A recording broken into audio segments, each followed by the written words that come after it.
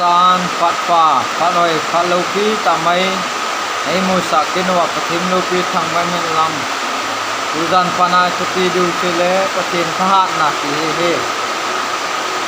Bible chang scan chronicle bung sol bung gup chang ku na ga sing ti ve Izenem tile pakai jin leisit kum pi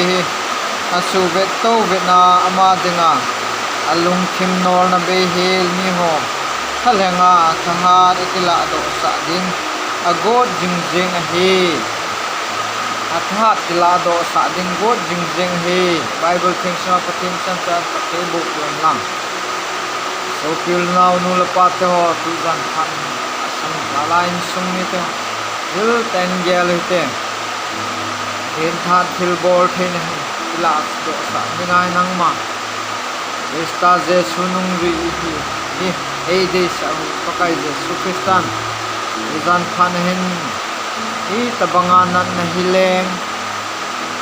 gen the he su nei khu sun lai ama tha na thil bol thing pina chu sulang dinga ei de ti hi sum lo du ulnau tu ni chi ti bum diu ham ti ka chon di ham ti ai patin thala thil bol thina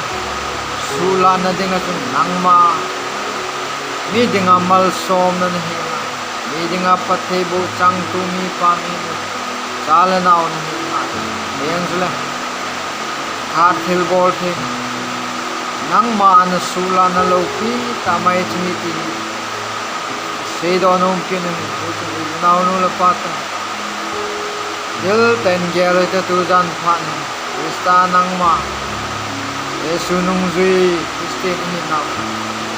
that thil bol then kila sa ngai do ni sum lo je je chun itin chon kyong phawin ni lesit hin